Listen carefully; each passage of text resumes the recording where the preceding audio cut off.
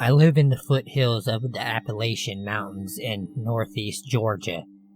It's a beautiful area with hundreds of miles of natural forest, some great state parks, and a ton of fantastic camping places. Unfortunately, my hometown is also relatively poor. While there are some out-of-town residents from Atlanta and other places, a lot of people where I live are really poor. I do freelance work as a technical writer, so I can do most of my work online. If I did not have that going for me, I'd have to move somewhere else. It's just one of those small towns that will rob you of your ability to accomplish anything in life if you stay there too long. Excluding a handful of doctors and lawyers and Georgia Power Company employees, the only employment in the area is at Walmart, fast food, and a couple of grocery stores. To the east of my town, there is a massive national park. It's loaded with great camping sites and lots of relatively unused hiking trails. I really enjoy hiking on them with my dog, but it can be a bit of an unnerving experience sometimes. It's about a 10-mile drive from town, and there's no cell phone service or homes for miles. In the past, there have been a lot of vehicle break-ins at the trailheads. The gravel parking lots at some of them glitter with bits of broken glass from what I'm guessing were car windows. Sometimes there are really shifty people hanging around these trailheads or just driving around on the Forest Service roads. These are really rough roads, and you'll see these beat-up $500 cars just barreling along roads meant for a 4x4. Some of the people you see in the cars look like the guy that got crushed by an ATM in Breaking Bad. All of that being said, it's a great place to camp. However, you just have to be careful. A few years ago, two of my friends and I decided to go play paintball in the national forest. We decided to turn the paintball expedition into a camping trip so we could play the next morning too. After a pretty uneventful day of shooting paintball at each other, we drive a couple of miles to one of the more popular camping spots. Unfortunately, a church group or something had taken up all of the spots in the area. This was really the only camping spot that we were familiar with. It was getting pretty late. We decided to keep on looking, so we drive for about half an hour further and further into the woods. By this time, it's getting a bit dark, and we're getting a bit worried about finding a spot. We all had GPS on our smartphones, but none of us had any service. We turn off onto an unfamiliar road that isn't in very good shape. In fact, it looks like the Forest Service rangers used a backhoe to block off the road with a mound of dirt. A broken metal barrier lay in the woods nearby. That said, it looked like 4x4 vehicles had been going over the mound, so it was pretty worn down. Our F-150 had pretty high clearance, so we decided to go over the mound. There was an old gravel road on the other side, and the road was pretty much clear of debris. We drove a few miles down this road and came across an opening next to a small creek. There were some blue tarps hanging over a plywood table nailed to a tree, which seemed kinda odd. That said, it was pretty much dark at this point, and we did not want to keep driving around all night looking for a camping spot. We left the truck running, and we set up the tent. As we were setting up the tent, I started to notice that there was a lot of trash in the woods surrounding the site. I see a green bottle laying on the ground. I take a look at the label. I see that it's a bottle of some home and garden insecticide.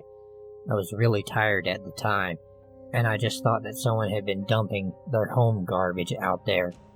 And none of us thought that it was weird that someone would be dumping garbage in an area that is more than a half an hour from the nearest home. We set up camp, had some beers, and made chili from scratch. By this time, it was probably around 11 p.m. As we were eating, we noticed a faint glow from the other side of a nearby hill. At first, we thought it was moonlight filtering its way through the trees. However, the angles did not make any sense. It did not seem to be a bright light, and it was not moving. It was kind of like the glow that you see over a bright city We could not see the light source itself, though. Since there was no other access roads in the area, we decided it wasn't other campers. The hill was about a quarter mile from our campsite, so we decided to go investigate. Under normal circumstances, I know I would not have done so. However, we all had a few rum and cokes in our stomachs, and two of us, Jacob and I, decided to take a look. My other friend, Isaac, decides to stay behind to pop some popcorn over the fire. We start walking towards the light source, and the situation gets even stranger. All the trees in the area have their bark knocked off in a circle around their trunks. We thought it could have been the work of a beaver that lived in the creek, but it seemed strange that a beaver would go around all these trees and just knock the bark off in a circle. Jacob and I start talking about the ghost beaver in pretty loud voices, probably due to our drunkenness. As we were almost to the top of the hill, Jacob tripped and yelled, "Oh shit!" A few seconds after he yelled, the light, whatever it was, went out. We look at each other and decide that maybe we don't need to see what the light was after all. We walk back in silence and keep looking back every few seconds. We decide to turn off our flashlights and just use the moonlight to get back to the campsite. When we get a couple of 100 feet from the campsite, I can see my other friend Isaac walking around the campsite. He was wearing a hooded coat that I hadn't seen him wearing before.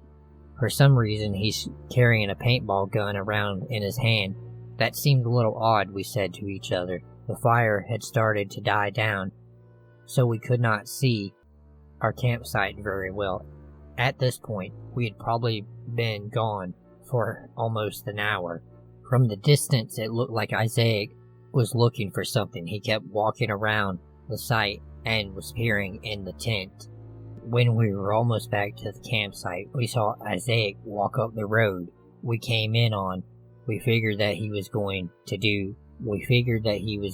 use the bathroom and did not want to wander through the woods like us. When we got back, we sat next to the fire and waited for Isaac to come back. All of a sudden, we see him lurch out of the tent. He stumbles a few feet and vomits. After we left, we had a few more rum and cokes. We asked him why he kept wandering around the campsite with the paintball gun, and he gets a strange look on his face. They are locked up in the cab of the truck. Did you unlock it? We go and check the truck, enter the door code, and see all our paintball equipment just as we left it before. The keys to the truck were still hidden in a magnetic fob underneath. I get a sinking feeling in the pit of my stomach. Isaac, what were you doing after we left? I asked. I was watching a movie on my phone. Then I fell asleep, I guess. But you were walking around with your paintball gun, right? Did you just change jackets? Isaac said he had been in the tents since we left, and that he had been wearing the same unhooded fleece all night. Someone had been walking around our campsite, and it wasn't Isaac. At this point, all of us were way too drunk to drive, but we decided to go ahead and pack up and go back to my house for the night. We don't bother packing up the tent. We just fold it down with the sleeping bags and everything in it. We jump in the F-150 and start to drive out. When we get to the dirt hump, we see something gray blocking our path. The metal barrier that had been lying in the woods earlier is now back on its stand, right on top of the hump earlier. By this point, all of us have sobered up to the situation. No one wants to get out of the car and try to move the barrier. I had a metal guard on the front of the F-150, so I drive forward slowly, tapping the metal barrier with the front of my truck. It falls right off, and we drive over it slowly. We were terrified that it would pop one of our truck tires, but it did not. As we drive down the road, we see a vehicle following us with its lights off. It's probably 1,000 feet behind us, but we keep catching glimpses of it as the moon reflects light off of it. I start to drive as fast as I can on the Forest Service road, and the other vehicle keeps its pace. It doesn't get any closer though. It stays just 1 or 2 turns behind us. We can only see it when the road straightens out. after about 45 minutes of speeding along gravel roads, we make it to the back of the main paved road. I start to drive everyone back to my house, but I decide to go a different way just to be safe. I did not get pulled over for a DUI, luckily. Camping can be fun, but very rural camping can be dangerous. I have driven past that metal barrier since that time, but it's always been in place. I would never go down that road again, though. My grandparents live on a small farm in rural America. Though the farm itself is quite small, we own much of the surrounding land, and so I spend a lot of my summers cutting apart down trees and burying roadkill from the roads that border the property. I'm not a particularly small girl. I'm 5'9", and even though I'm on the slender side, I can quite easily move a killed deer or chop a tree to pieces. Much of my grandparents' property is deep woods. It's not connected to a major road or even a service path, and is only bordered by other farms. There are two exceptions to this: how the small north-south running main road where the house sits, and the side road, which is an out-of-service fire road used by firemen to access the mountains behind us in case of a fire. As far as I know, no one lives up there, and the only time we ever use it is because it's a semi-clear, cropless, and floraless path that winds from the far westish side of the main road to the barn, and is so convenient to drag down trees along when we are taking them to be chopped for firewood. You can barely see the house from the side road, and the only real way to see it is to be in the barn itself. My grandparents stopped working every day around 6 p.m. to start preparing dinner, and I usually help. But one summer day, a few years ago, we had a thunderstorm that the previous day, and more were on the way. So we were determined to move all the downed trees back to the trunk pile. It was around 7, so still bright out, but as it was late summer, it was beginning to get on the dimmer side, and I knew I did not have a lot of time to finish up my chores and get back to the house. I was finally old enough that I was allowed to use my grandparents' chainsaw to take apart the trees on my own, before I had been limited to dragging the branches and to splitting the trunks with an axe. But I relished the privilege of, sawing things into pieces. My grandfather had been working with me earlier that day to take apart trees, though, so I hadn't been using it all that much because he was much more quick and efficient with it. So to recap, my grandfather and my grandmother are in the house. It's late afternoon. Not a soul is in sight, and I'm alone on a semi-abandoned road, probably 100 pounds of trees back to the barn. As I was pulling the main trunk of the tree along the dirt road, I had the neck-pickling feeling that you sometimes get in the woods, that there's another human or animal around. Now our property's woods line up pretty well with other farms' woods, and those farmers had kids around my age, so it wasn't unheard of to see them trampling around in our woods, especially during hunting season. But as I said before, it was summer, which is nowhere near deer season, or any other animal season. As a matter of fact, I had seen coyotes and the occasional bear in the woods, which is why we frequently carried firearms if moving around at night, but bears aren't usually out during the day, and coyotes were usually weary of coming near our land anytime, even to the close day. Alan asked me where he was and whose land this was, and cheerfully offered to help me stack up the rest of the logs and pull a tarp over them so that the rain did not bother them. As we talked, I, being friendly and quiet, relieved to be done with my work for the day, chatted about my grandparents and our land, and mentioned that they were both in the house making dinner and that they'd have and that I'd have to head back soon if I wanted to get home before dark.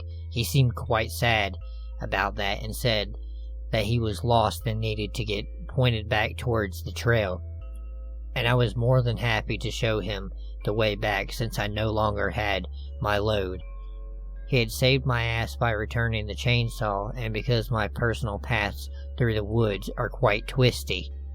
My grandfather came up beside me and looked at me with a funny look on his face and asked me why I did not remember that he had brought the chainsaw back to the barn with him, instructing me to finish carrying the logs back before rain came.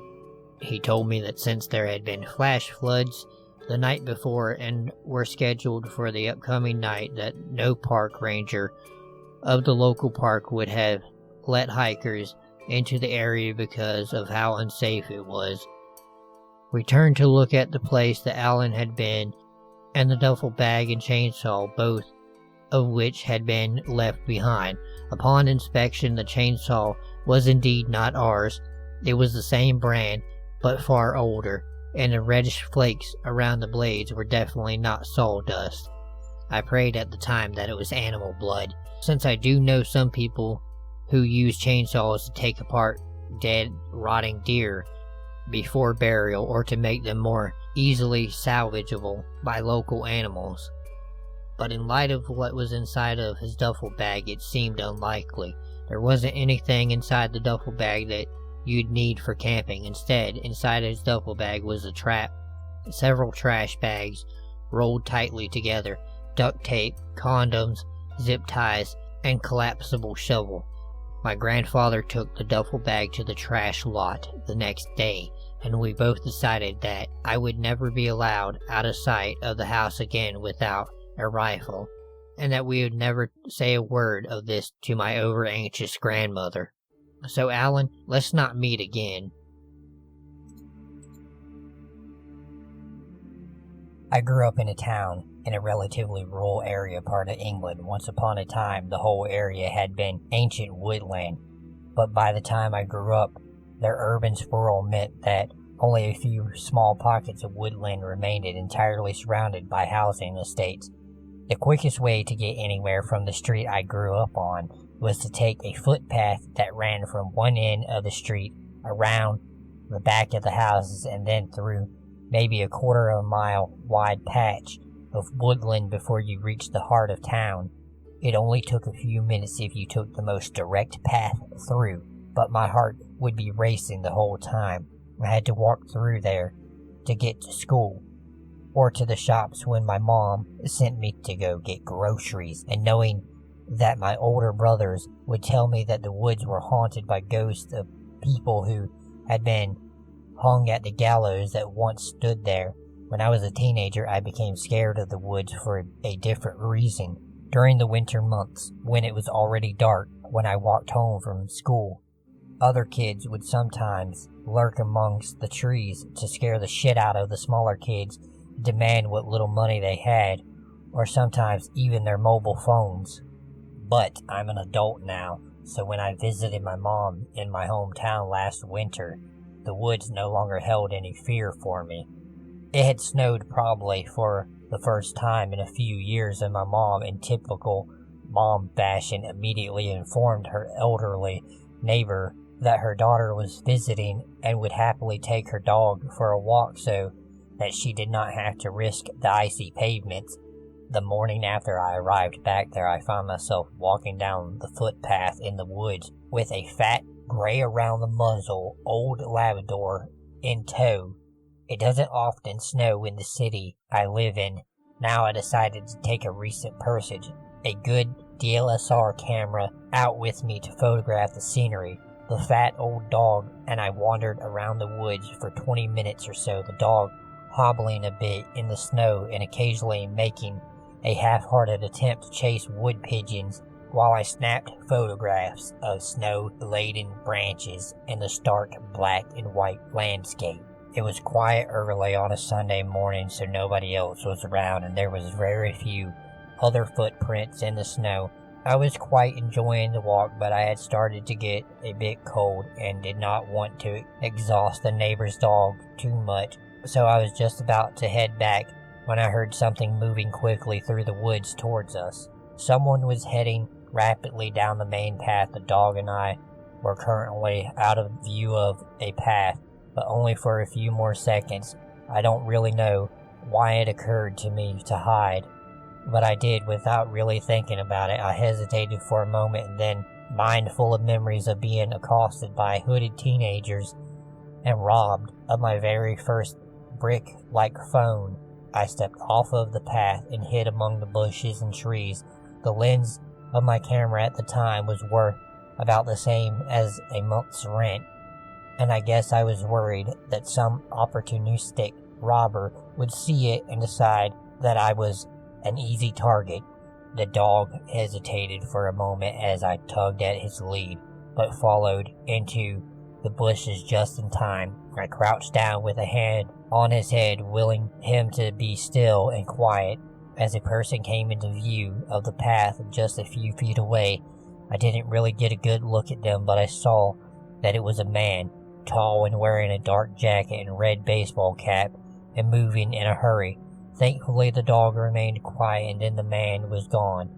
When the man was well out of sight, the dog and I stepped back onto the path and decided to take a few more pictures before we left. When we were finally heading home, the near silence of the woods was broken by the loud drone of a helicopter overhead. I could not see it clearly until we were on the footpath behind the houses and out from the trees, but once there I could see that it was a police helicopter and it was circling over the woods. I returned the fat old dog to my mom's neighbor without any incident and completely forgot about the helicopter until a little later when my mom switched the radio on in her kitchen so that we could listen to some music while we ate lunch. It was a local radio station, and their top news story was that they were hunting a man who had beaten someone nearly to death on a secluded footpath earlier that morning. The path they described linked the woods that I had been walking in to the center of town. The suspect was described as tall, wearing a dark jacket and a red hat. I saw him fleeing the scene of the crime, and it was only my paranoia about my new camera that prevented me from meeting him in the middle of the woods early in the morning with nobody else around. I don't know what would have happened if I would have stayed on the path, but I'm glad I never found out. His victim on the other footpath survived, but it was a close thing. When I was in grade school, my family lived in a house that sat directly across the school I attended. However, that was about half a mile of wooded area between them. I was allowed to walk to and from school because it was straightforward. My mother informed me that she and her siblings walked through the woods to school when they were younger, so it felt like a natural and safe thing for her. I loved the excitement of being able to walk to school all on my own, and I felt pretty at home in the woods, as I had been raised around them. The walk was pretty direct, with very little issues aside from a small but wide creek that I had to pass. The creek itself was no problem. It was the fact that on each side there was a steep bank that had to be scaled. It wasn't too terrible unless it had been raining. It had rained the day before, so my steps, which were normally loud, were fairly silent. This might have saved my life. It at least saved me from something terrible. When I reached the creek, I was in my own little world. I was thinking about a science project we had to do at school, and whether or not I was fully prepared for my part in it. I was doing the supernova section and wasn't feeling very ready to make a speech in front of everyone explaining it. Anyway, I reached the creek and dropped down the first bank with a slightly wet thud. I crossed over the water and began looking for something to grab a hold of to pull myself up. There were usually roots sticking out of use. Before I could climb up the other side, I heard a noise like people talking. I stopped and waited to see if I heard it again. I did.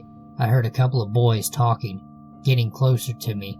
I smashed myself against the bank and listened for a minute. I don't know why, but something just told me to stay away, that something was wrong. The boys came so close, all the way to the edge of the creek bank, but they did not jump down. If they had, they would have seen me in a flash. As luck would have it, There was an overhang I was able to hide under. I listened as the boys talked. "Yeah, she comes through here all the time. She should be coming in just a minute." My heart sank. I was the only person that walked this trail, and they were in my direct path. This isn't to say that no one was ever in the woods, but in all the time I used this trail, I'd never seen another person. To get to the woods from my house, I had to cross the road and walk through a small flat area with trees, and from the school side, I had to walk through the school's football field. Anyone from either side could have seen me going in or out of the woods easily. I stood plastered to the wall of mud, waiting for them to catch me, but they walked around a little bit, smoked a couple of cigarettes, and started getting frustrated. "Where in the hell is she, man? You said she would be here, so where is she? Maybe she isn't coming to school today. Anyway, we gotta go, or we are going to miss the bus." The high schoolers caught their bus to high school at the elementary school. This told me two things. One, they were obviously in high school, so much older than me, and two, they had some seriously bad intentions toward me. I heard them leaving, but I did not dare move. I waited a good 30 minutes or so before I darted out of the creek bed and toward home. I will never know exactly what those two boys had planned to do to me that day, and I'm not sure I want to. This happened a couple of years ago, and it's time to get it off of my chest. I was around 18, and for a period of time I was very physically active. I had struggled with some bad habits brought by excessive partying, and excess proved very helpful in this regard. I regularly went jogging. Mind you, at the time I lived in a small town in the ever so peaceful Scandinavia. Out of all by myself jogging in the woods, not a soul in sight. My class didn't start until around noon, so I went out for a morning jog, broad daylight and everything. I went on my bike to the tracks, left my bike at the jogging station. As I am about to enter the tracks, there are two middle-aged men sitting by the cottage. I glanced at them only to find myself locking eyes with one of them. The way he looked at me was deeply unsettling. It was only for a moment, but I'll never forget how I felt when his eyes pierced right through me. My gut is making an honest effort trying to tell me that something is off about this whole situation. These men are wearing jeans and leather jackets, of course they are. They sure aren't here for the sake of exercise, but I brush it off thinking I'm overreacting. I was wrong. I had only been jogging for a couple of minutes when I suddenly feel like turning around, and there they are, in a white minivan, following me on the tracks. I feel that the man's devilish eyes are on me again. I'm doing my best trying to think of a logical, non-threatening reason for them to follow me. Can't really think of one that makes sense, so I'm trying to work out what on earth I'm going to do. I don't want to make it obvious that I'm downright terrified. If I start running as fast as I can, I'm turning myself into prey. No one else is here. No one. It won't matter how loud I scream. Fortunately, I've been on these tracks a number of times, so I know there is going to be a sharp curve not so far away, so I try to act as if I'm not the least bothered by the whole situation. As soon as I pass the curve, I'm out of their vision for a short while. I sprint into the woods and hide behind a small rock. I'm crouching down as I see the white vehicle pass the sharp curve, so they're out of my sight, but I dare not move. I know that when they pass the curve and notice I'm nowhere to be seen, they'll know I've run off somewhere after the curve. The trail is in a straight line for quite some time. They'll know I'm not on the tracks anymore. So I stay put, thinking that if they are after me, they will come back. If I'm overreacting, they'll carry on doing whatever they are doing, and I won't be seeing them again. But the white van came back. At this point, my memory is a bit vague. I don't even breathe, dreading the silentest movement will give me away. I can't fully remember if the van stopped and the dominant man went aside, or if they simply passed the curve again, very slowly looking for me. But I do vividly remember when the little van went back where it came from. I was somewhat relieved, though still a bit worried. Thing is, all tracks lead back to the cottage, where these men are likely to be. I then decide to carry on deeper into the wood, glancing over my shoulder every now and then to make sure no one is there. My sense of direction is somewhat okay when I'm in the forest, for some reason. I'm useless otherwise. Anyway, I know that there will be a highway if I just keep on going. I'm reaching the highway and make my way from there. It usually takes half an hour walking from where I lived to the tracks. This journey home took 3 to 4 hours. Totally worth it. But I can't remember if I ever went to pick up my bike. I do not know what the intentions these men had. I doubt they were good. And I do not know what was in that van. I should have called the police on you, creeps. I was out on a camping trip with my friends last summer. We'd gone to the mountains in West Virginia. It was something that you'd think was in some kind of coffee table picture book. There were large, snow-covered trees that seemed to glisten in the sunlight, and there was not a single large building for miles. Only small log cabins that belonged to some of the locals. You could actually see every animal that crossed your path and not have to position yourself in some kind of weird way just to get a good look at them. We'd gone up there to do some hunting, fishing, and I wanted to try skiing for the first time. The other guy, Scott, that came with us, I didn't really like him. He was a loudmouth, pretentious, grouchy alcoholic. I did not really want to bring him with us, but he was David's friend, and I did not want to cause problems. Scott usually spent his time with a cooler full of his favorite beer beside him, complaining about every little thing that was going on in his life. Since meeting him, I never once heard him place the blame for things going wrong where it should have been. I had said before that I didn't really like Scott, and the way he was acting during this camping trip just gave me more of a reason to not like him at all. The entire time we were in the mountains, Scott was wasted and reeked of cheap beer.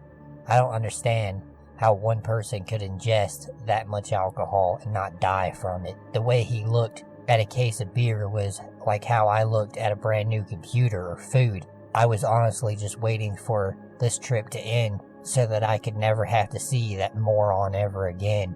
We'd all gone to bed around midnight, and sometime around 2:30 in the morning, we were blinded by a giant bright light.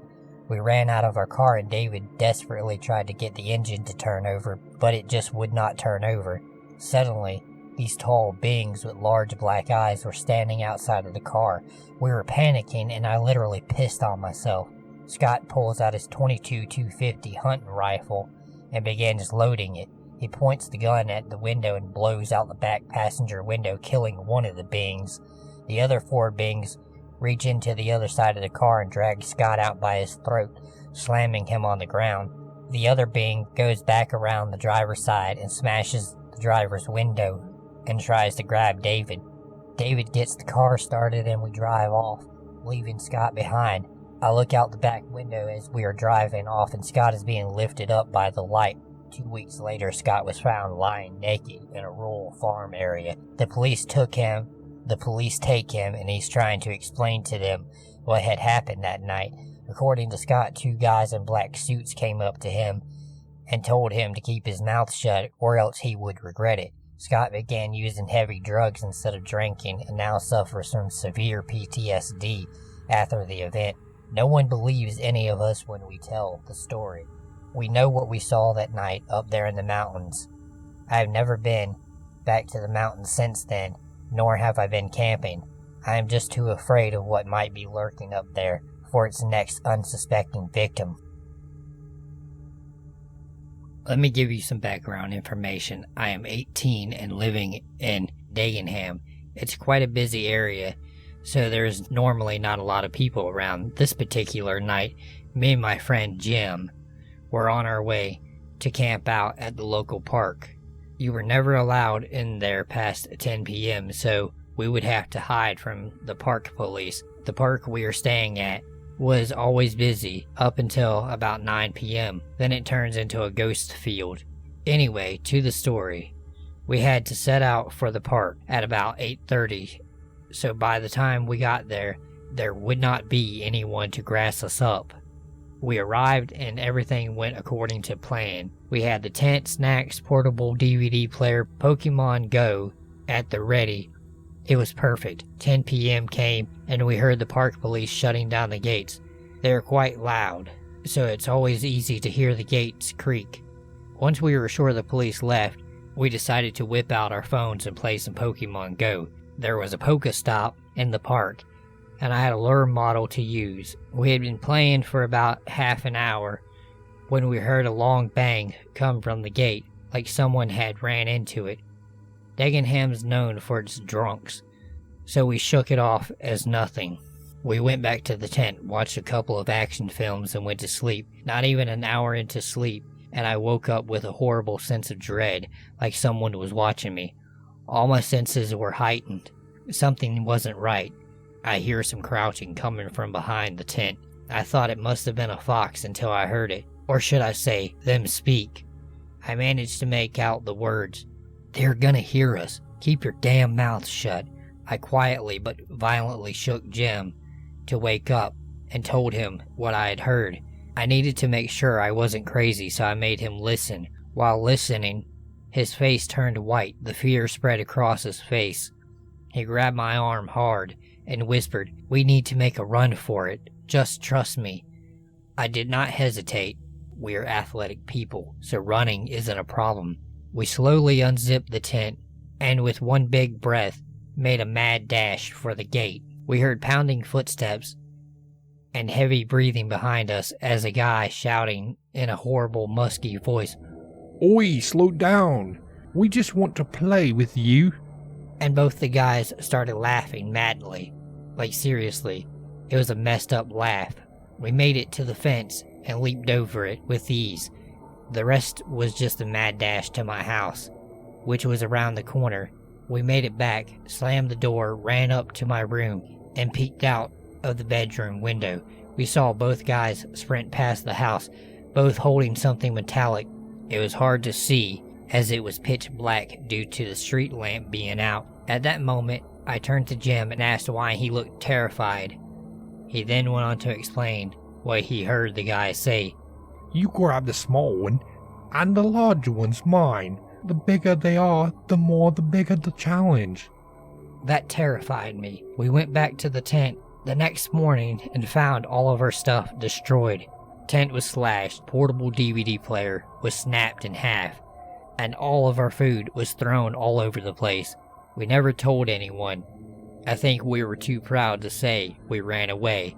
All I know is I'm never going camping again. I moved to an island on Lake Michigan for the summer. It's a tourist area, and you can make decent money in the summer, and my aunt owns a bar and grill and motel, so I figured why not.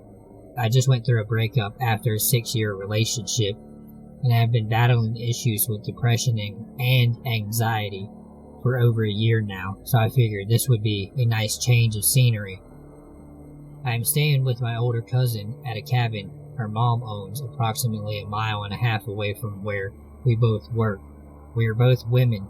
This island is basically nothing but woods and forests. It's very beautiful, but it's very remote. Most of the roads are unpaved.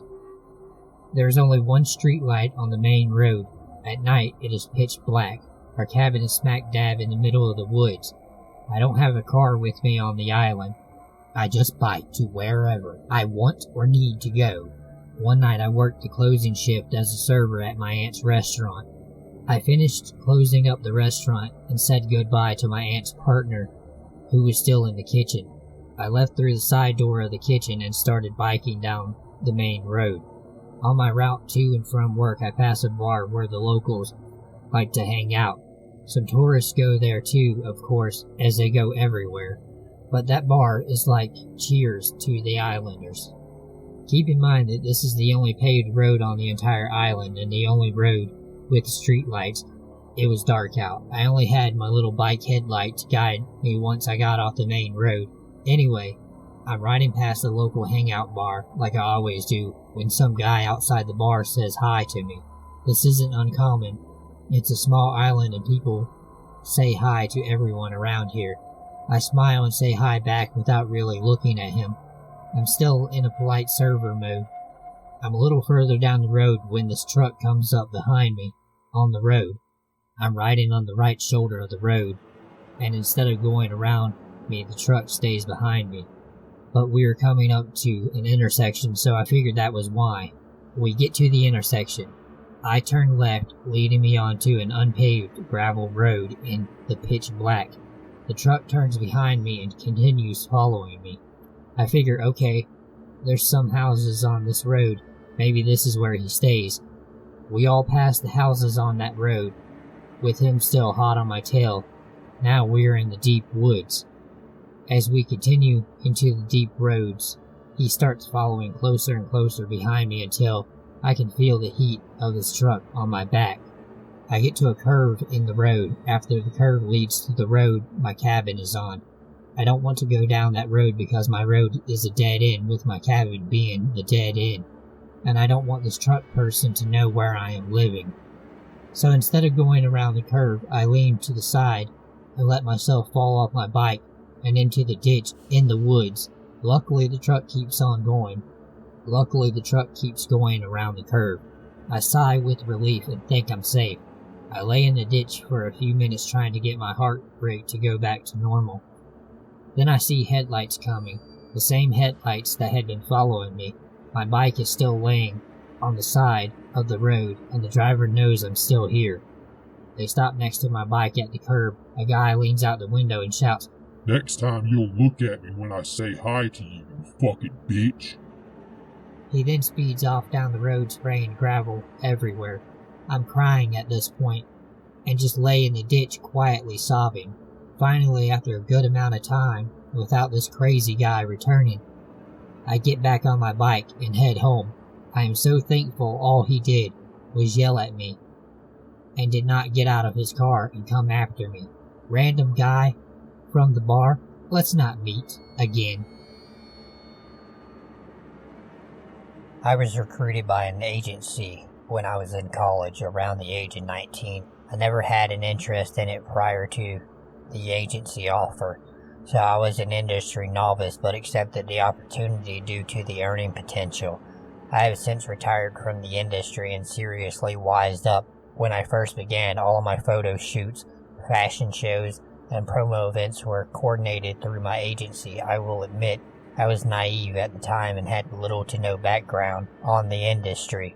About 3 months after signing with my agency, I got contacted on my personal email from a photographer who was interested in booking me for a shot. It was odd, as I did not have social media or have my personal email and my phone number posted online for potential booking agents.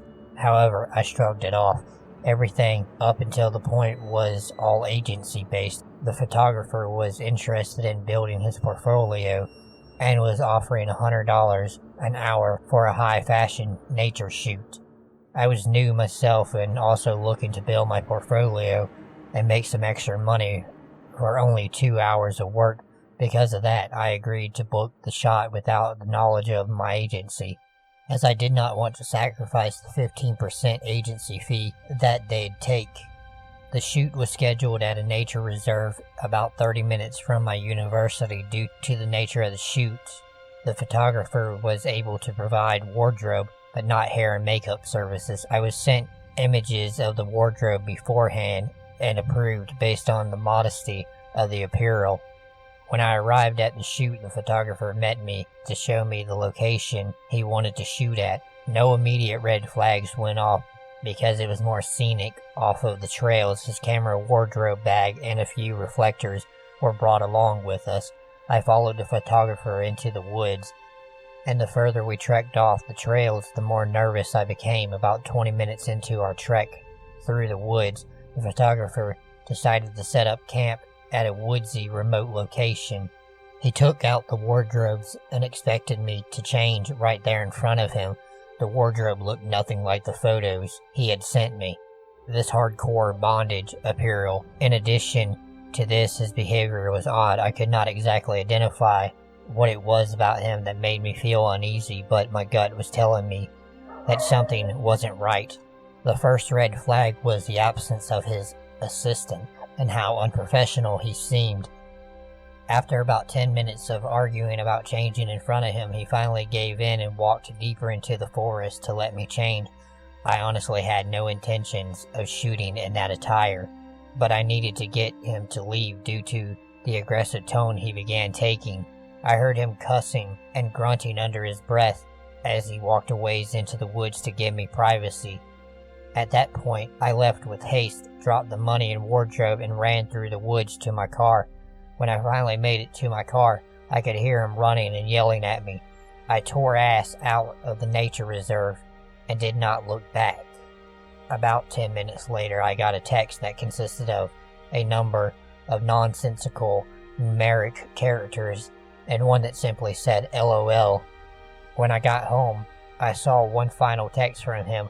He told me that I was missing out on a good time and that he was planning on having a good time with me in more ways than one. I called my service provider to have his number blocked immediately. I received approximately 20 emails from him about 1 month after the incident. I did not open them and sent them straight to my trash can. So after he completely removed all of his profiles from industry websites, I'm truly hoping that nobody had an experience like the one I had with him, and further, I'm truly hoping that he did not harm any other model who worked for him. I certainly learned my lesson after that, and have since gained an incredible sense of personal institution. Recently, I moved to an island in the South Pacific and had gotten the hiking bug, so I try and get out to new locations as much as possible. This happened about 2 weeks ago. Since I live in the South Pacific region, it gets mighty hot driving all by the most insane hikers indoors unless it's at night. Of course, I'm not a masochist, so I try to do all my hiking in the early hours of the morning or in the evening when it starts getting cool. I've never been afraid of going hiking by myself. I did it when I lived in Oregon and never ran into any problems with it. But my island isn't my friendly home state. I always carry pepper spray, and I used to go hiking in Montana and Wyoming and would sometimes carry a handgun to ward off anything I could not take on, whether it was a bear or a person. But I had always gotten off considerably lucky. I got to the trailhead at about 6:30 in the evening. The trail was called 1,000 Steps, but in all honesty, it was mostly just a walk straight down to the cliff and then a grueling journey back up. I did not want to go, but my dog, Mad Moxie, needed to be walked, and I had done the hike so many times I could probably do it in my sleep. The first thing I noticed when I pulled up was an old, rickety, rusted-out blue pickup truck with a plastic tarp over the bed to keep out the rain. These are pretty common on the island, affectionately earning them the name Guam Bombs. As I hooked up Moxie and started heading down the trail, trying my best to ignore the mosquitoes that were making a meal out of my exposed neck. Heading down the trail was relatively easy. Avoiding the banana spider webs, I felt the stress of my day slowly unwind as the underbrush grew darker and night approached. I made it all the way down to the water's edge when I noticed a man standing about 100 yards away. It was dark enough now that I could only see his silhouette, so I have no idea if he was looking at me or at the water, but I chose to ignore him and instead pull Moxie's ball from my backpack and throw it for her a few times to get her wiggles out. After some time, the man started walking over to me and stopped maybe about 10 feet away.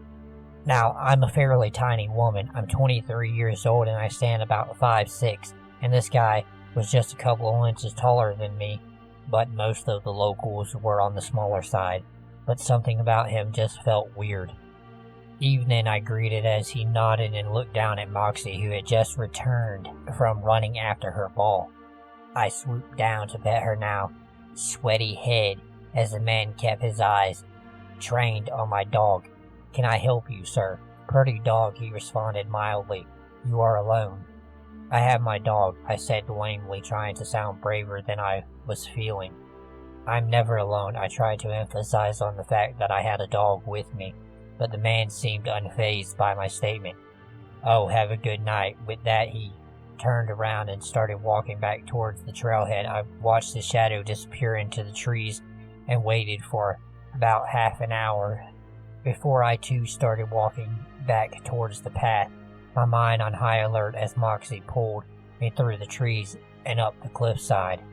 The crickets pierced the night as I climbed the steps, illuminated by my flashlight. My hands were full with Moxie's leash and my light, but you can bet your buns that I would have pepper spray out if I had an extra hand. Finally, my light pierced the trees at the top and I practically booked it up the hill.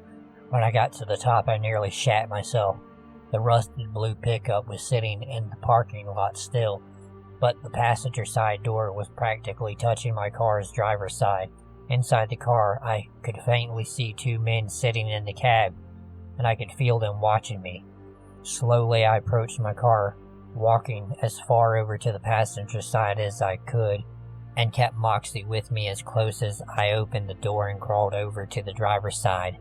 The door of the pickup truck flew open, and my dog started going apeshit, barking at two people who were now outside of their car, trying to break into mine. Hard in my chest, I rammed the keys into the ignition and turned out of the parking lot so quick I nearly took my mirror off. I called my mom as soon as I got home, and she begged me to call the police. Unfortunately, the police here on this island aren't as vigilant as they are on the mainland, and that area is known for car thefts, mugging, and other debaucheries, as I learned from my co-workers later that week. Earlier this month, another girl actually disappeared from the area without a trace, and it makes me wonder if the men in the blue pickup truck had something to do with it. If I did not have Moxie with me, I would have been mugged or worse. And if I learned anything from this experience, it's that for my lady hikers, please always take pepper spray with you. Go hiking in groups and always let someone know where you are going. It might save your life someday. And to the men in the pickup truck, let's never meet again. I did call the cops about the missing female in the truck I saw. They said that they would investigate into it. So far, I haven't heard anything. Also, I realize that hiking alone, especially as a female, is a dangerous pastime, and I do realize again how foolish and naive I was being. But I have learned and plan not on hiking alone anymore. So, I am a 26-year-old male, and had been planning on a camping trip with my wife and my dad for a whole year. I wanted everything to be perfect, as we don't get away from town and dive deep into the woods as much as I'd like to. This takes place in Davy Crockett National Forest in East Texas. Earlier that day, my dad decided to go a little early and pick out a good spot for us to camp. To give a layout of where we camped, there were two dirt roads on either side of us and an overlook to the north of us. We camped in the middle between the two roads. My wife and I arrived and met my dad down there around 11 a.m. We set up camp and proceeded to enjoy the day until dinner time. When we started to cook our meal for the evening, right as we got done with dinner, we see this truck circling around our campsite. He went around us several times and finally pulled right up into our camp and got out of his truck. He then proceeded to tell us that this was his family's campsite and how the firewood that was laying around was his. Now, in this particular forest, campsites are first come, first served, and my dad had been there since 9 a.m. He then asked if he could camp next to us, and of course, being friendly, we said yes. We did not know that he said next to us. He meant directly on top of us. He backed his camper in so close to our tents and vehicles that he blocked my truck in. We were not sure why he was doing this, being that there were so many other campsites available, but we just shrugged it off and tried to have a good time. Not long after that, we noticed a white Dodge circling around us. We had an off feeling from this truck because it went around several times, but we dismissed it because the area we were at was popular due to the overlook After a long night of drinking and goofing off, we decided to go to bed. I was in a dead sleep when out of the woods, I wake up to a blood-curdling scream. I jolt and ask my wife, "What the hell was that?" Around 30 seconds later, we hear another scream in the distance. At this point, I grabbed my gun and unzipped the tent so we could see it. My dad had left a lantern burning so we could see a little ways into our campsite. At that moment, we see the white Dodge tearing down the road behind us. They continued down the road until they were out of sight. We heard them stop and get out of their truck, slamming the door and screaming. Then they proceeded to get back in their truck and drive very slowly down the other road that was in front of our campsite. At this point, we were terrified, thinking that they were coming to rob us, but they kept driving until they were out of sight. Then we heard them shooting. After the gunshots ended, they sped off. At this point, we thought that maybe they were just drunk and acting stupid, so we did not call the cops, and we did not have a signal anyway. We just tried to get back to sleep. The next day, we had to make a beer run for my dad. When we made it out of the camping area and hit the main highway, there were police everywhere. They had stopped 2 young boys. We assumed they were the ones who were being troublemakers the night before and continued into town. When we got back to our campsite, the cops were leaving after talking to my dad. They told my dad that the guys in the white truck had gone into the young guys' camp while they were hunting and were robbing them. The boys walked up on their camp being robbed, and the guys pulled guns on the young boys, proceeding to rob the young boys at gunpoint. If it had not have been for the people that camped right on top of us, as strange as it was, they would have robbed us. Instead, they made our campsite look bigger than it actually was. The people in the white truck were never caught. This happened in 1971 or 1972 when my mother was about 14 or 15 years old. The incident occurred in a heavily wooded area near by Montevallo, Alabama, close to Birmingham. My mother is the oldest of 5 children. She has 3 sisters and a brother who is the baby of the family. One weekend in the cool months of the fall, my grandfather decided to take the whole family, my grandmother, my mother, and all of my aunts and uncles, so 7 people total, into the woods for target practice with a rifle. My mother grew up quite poor, and they didn't always live in the best neighborhoods, so my grandfather wanted to teach the kids how to defend themselves with a rifle if need be.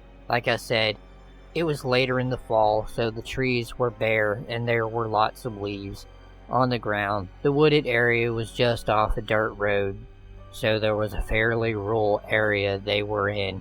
Since it was so far off the beaten path, my grandfather became startled when he heard the roar of a car engine so deep in the woods. My mom remembers the car as being a blue Ford Galaxy.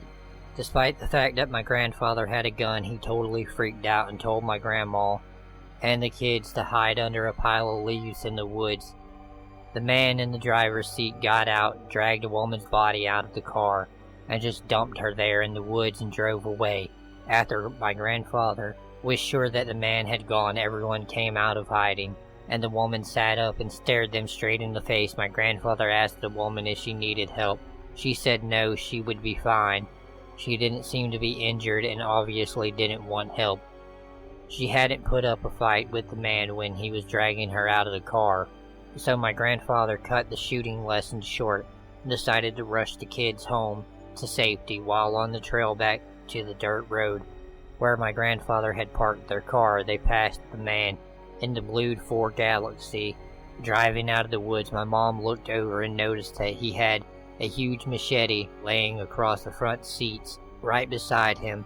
My grandfather made sure that the man could see that he was carrying a rifle, but everyone was careful not to give away what they had just seen. The man struck up a small talk with my grandfather, asked him how he was doing and what they were doing out in the woods. My grandfather explained that he had just taken his family out for target practice with the rifle. The man told him to have a nice day and continued driving. The next day, my grandfather went back out to the spot in the woods. There was not a body there. However, he did find the woman's wig, her purse, some Kleenex, and a pair of eyeglasses. He collected the items and took them home. According to my grandfather, the area of the woods was known for having shallow graves and being a dumping site for bodies.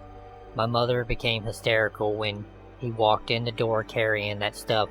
She started screaming, "He killed that lady, he killed that lady." My grandfather ended up taking the items to the police station, but my mom doesn't think anything ever came of it. She never heard anything else about it after that. Well, she did hear one thing about it. I guess earlier the next morning, my grandmother called my mom. When she arrived at work, just before the kids left for school, she told them not to take the bus that day, that she would come and pick them up and drive them to school. When my mom asked why, my grandmother said, "Because the car is waiting for you at the bus stop."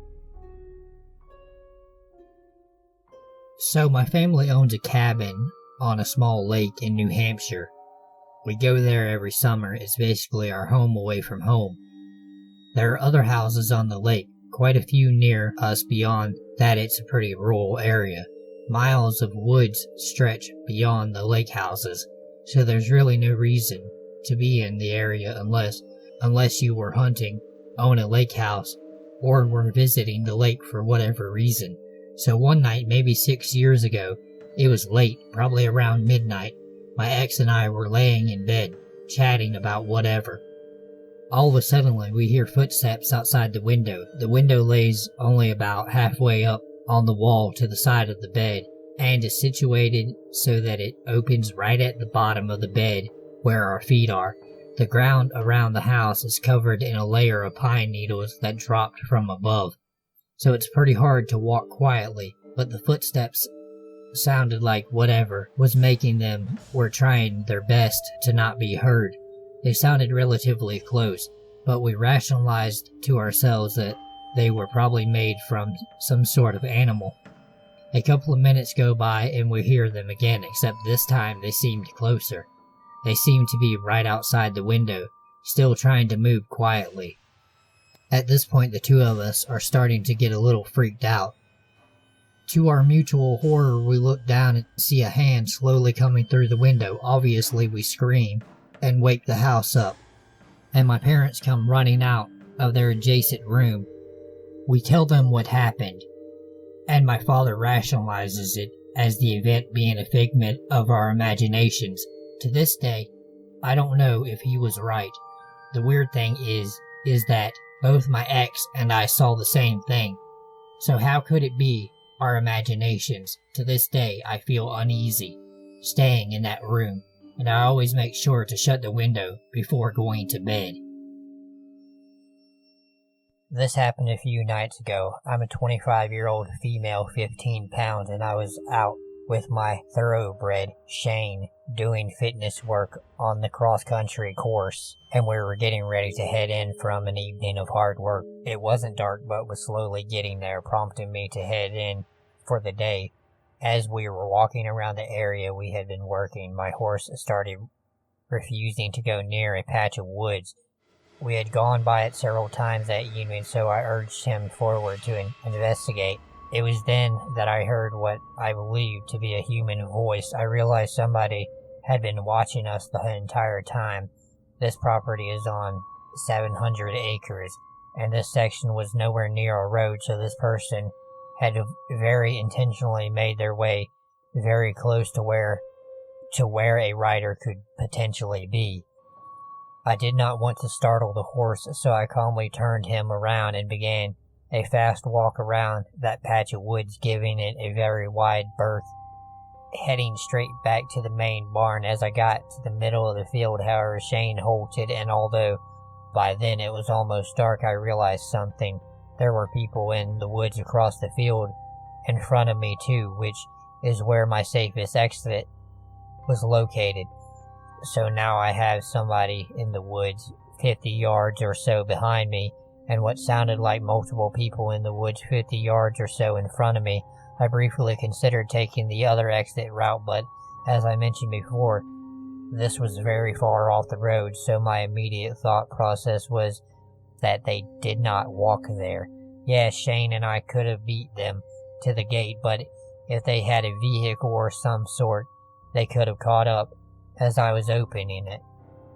We stood there for 30 seconds and simultaneously came to the conclusion, if we go now, we will beat them. We basically bolted across the field, slowed down slightly to cross a ditch in the woods, and flew through the gate just beyond it. I jumped off, unlatched the gate, and did not even stop to mount the horse. I just grabbed his reins, and together we bolted to the barn. Within 20 yards or so, we were hearing distance and started hollering, "There's people out there at the entrance gates, guys, come here." As soon as I started making a fuss, a four-wheeler started up from just behind the gate and hauled ass away. A police report was made, and the next day there was evidence found of 2 four-wheelers, so that makes sense since I was seeing people basically surrounding me. We aren't going to stop riding out there, but the barn owners are taking some precautions, and we won't be out there alone or at night anymore for a while. They may have just been teenagers looking to scare a rider, but either way, not cool. And the fact that they were trying to sneakily block my exit route, I can't imagine intentions were pure. Thank God for my hypersensitive horse. Without him forcing me to pay attention, I might have never noticed the people, especially the ones in front of me moving in the woods. Shane was a good boy that day.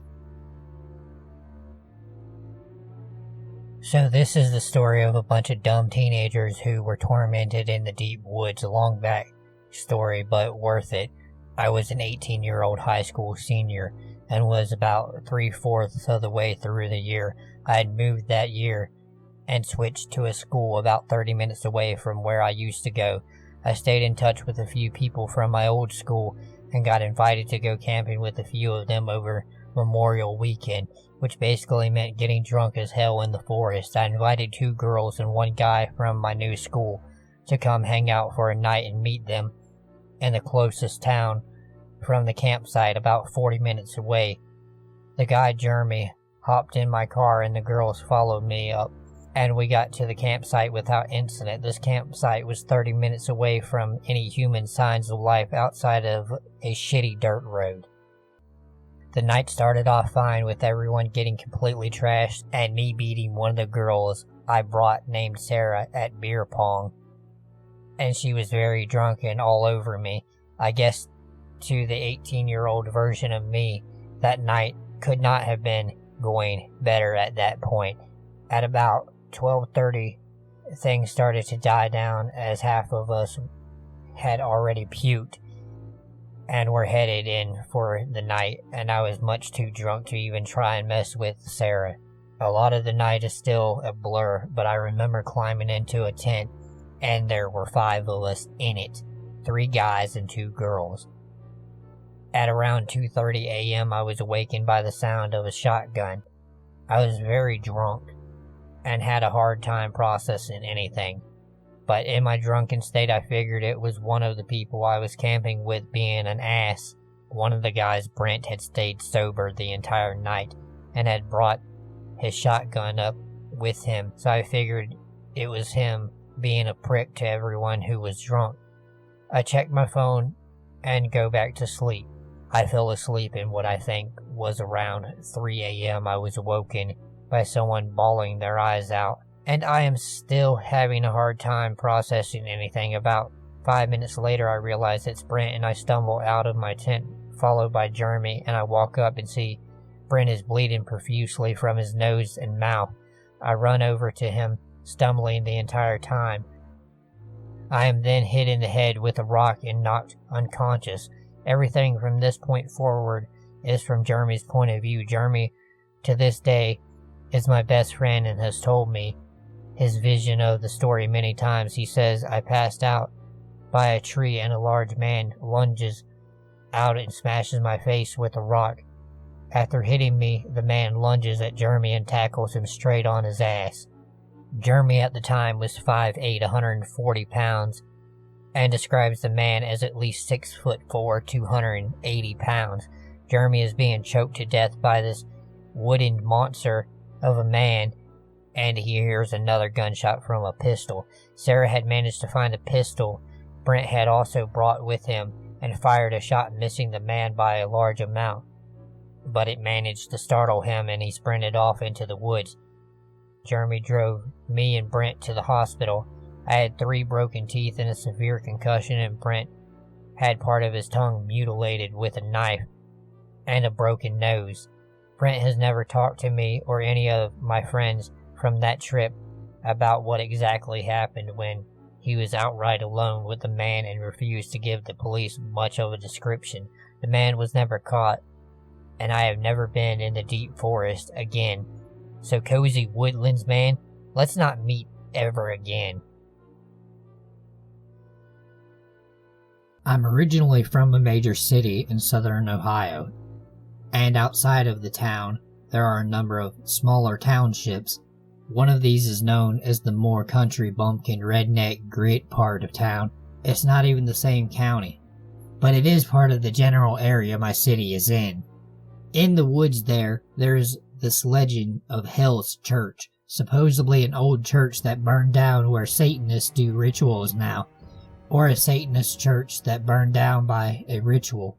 There are a number of Hell's Church myths in Ohio in many different places, but this one was close to us, and a number of my guy friends decided they wanted to be ghost hunters and check out haunted places around where we lived. We were juniors in high school, and while all of us obviously thought this was just stupid bullshit, we thought it was funny to go out and scare ourselves. Plus, most people had cars or driver's license by now, so we were enjoying our new burst of freedom. I'm a scaredy cat about most stuff like this, but I was the most tomboyish girl in the group and always kind of wanted to be able to hang out with the guys. Plus, some of the girls in the group were going, so I didn't want to look like a loser or a pussy. So one day in November, we decided we were going to go out one night and try and find this church. We had actually been to this location once before that fall, but one of my friends had a curfew. So after exploring an old barn and the railroad tracks on a bridge nearby, we left. We hadn't found the church. We took 2 cars out there going past more populous parts of our city and back to this woodsy area. I can't honestly tell you how we got out there, but I know it's off a state highway, then an abandoned access road, past some old warehouse, and then down a dirt road. Once you get down the dirt road, there's a kind of thicker part of the road early on where we parked cars off of the shoulder. We did this because the road thins out and becomes impossible to drive down. And also, someone clearly owns this land, and later down the road, there is some no trespassing signs. I'm not sure a ton of kids come back here, so it did not seem odd to me that they wanted to block this place off. I barely thought twice about it at this time. We get out of our cars and start walking down the dirt road, wandering off the path from time to time to check out barns and clearings where we thought the chimney might be. At first, it was just scary because it was dark and old, or whatever, but then the barns started to get weirder. Like they were filled with weird spray painting, symbols, and bullshit. But that's not what bothered us, but also other stuff like dead owls that looked like they had been opened up, and other bits that looked like they might have come from animals. I was grossed out, but we all kind of agreed that this probably came from the same teenagers trying to fake a satanic ritual, or that the animals got trapped in the falling part of the barn and died in there. My friends are now hardcore trying to find this stupid chimney, so they keep taking off through the trees into clearings. Myself and the other 2 girls who were there kind of hang back on the tree line for most of them, getting a little more nervous and a little irritated with all the coming up empty. As we keep going, we find a bike on the tree line, like a bike that maybe a 12-year-old would ride. That's a little creepy, but fine, whatever. Probably belonged to someone who owned the land. We decided we were going to go a little further, and soon enough we find another bike. This one is older, a little rusted, but still undersized. We did not talk too much about the other bike, just kind of mumbling that it's probably still nothing. One or two of the four guys who were there kind of trying to tump it up, saying these kids probably got murdered or stuff like that, but no one is really having it. By this point, we have been here for about 2 hours and it's getting really late. Plus, I think we were all a little more creeped out than we wanted to admit. We decided to head back to the cars, and I'm feeling relieved, happy to be headed back to my house and the hell out of there. But things never work out that way, do they? By the cars, we see a road that goes straight up a hill through the trees. At the start of it, there's a big metal gate that had a road closed sign on it, which we had seen before, but for some reason it had never occurred to us to try and go up to the road. We had a small debate at the gate about an even split on who wanted to venture up and who did not. I absolutely did not, but eventually we decided we'll go up there, just to see. Both of the drivers want to go, so there's not a lot we can do about it. We climb up the gate and start up the hill, where an old pavement road is cracked and crumbled under our feet, though it was, for sure, a real asphalt road at some point. In addition to the road condition and the brush being an obstacle, someone had a full bunch of trees over the path, purposely blocking the road from any cars. Some of us are starting to seriously question if we should be doing this, arguing that someone obviously wanted to keep us out of here, but we get teased for being afraid and keep going.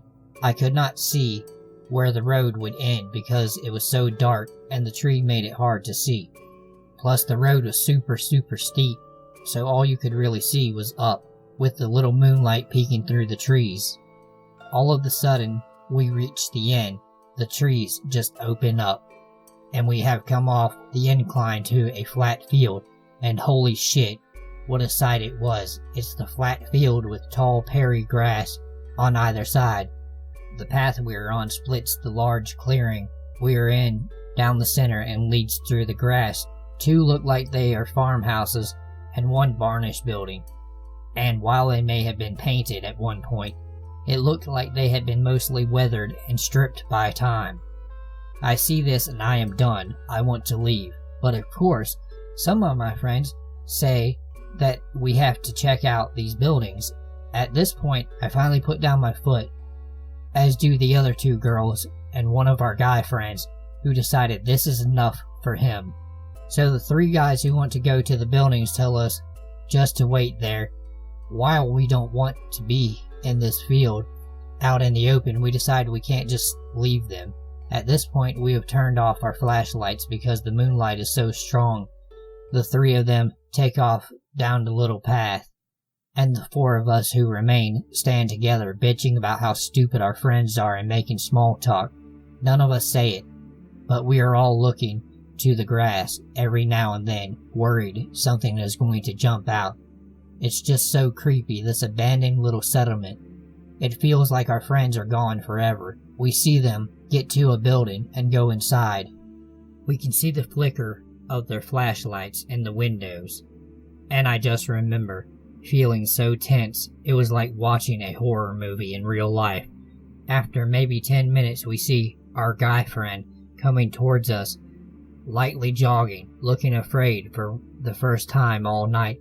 "You idiots went inside?" I said, pissed off at them.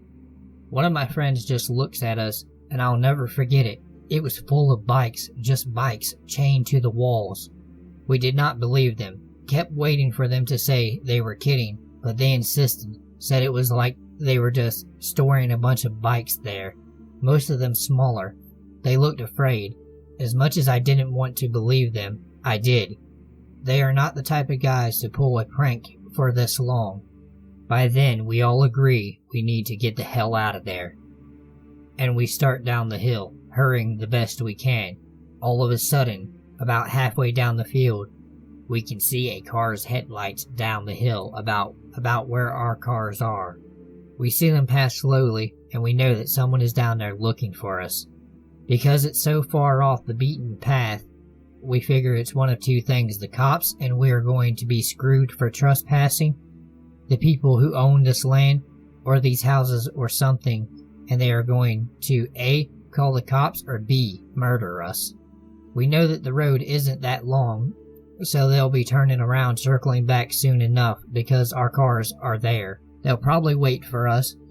We are all whispering about this as we pick up the pace, sprinting down the hill as fast as we can. I'm not a good runner, but I was hauling ass, getting down as fast as I could, basically hurtling over the falling trees. Once we get down the hill, we don't see any headlights, but we know they can't be far away. "Get in the damn cars," one of our friends yells, and we're fumbling with the doors like in a horror movie, just too nervous to get into the cars. We get in, and just as we start the cars up, we see the headlights speeding down the road, a giant black truck roaring behind us. The truck seemed larger than life. Raised off the ground, the whole thing was terrifying, but extra terrifying that we could not see who was driving in the dark, with the headlights blinding us. We peel out of there, total pedal to the metal. This truck is still following us, bearing down on us as our two cars race out of there. The car is also getting real close to us, threateningly close, almost like it was trying to run us off the road. We are all screaming, looking back at the truck, fighting for some distance. Once we get to the highway, we are switching lanes, trying to escape. Luckily, we were in sedans, so it is easier for us to weave in and out of cars. But this truck is still chasing us. We are in two different lanes, but don't want to get too separated from our friends. The passengers of both cars are texting back and forth, trying to make a plan. It took us about 15 minutes to lose the truck. I'm not sure if the distance was too much, or if they turned around, but once we got to a big shopping center area, we ducked off the road and into a Sonic parking lot. We all sat in our cars for a little bit, watching to make sure that we weren't going to get snuck up on before getting out of our car to get some food and talk. Everyone was pretty shaken up.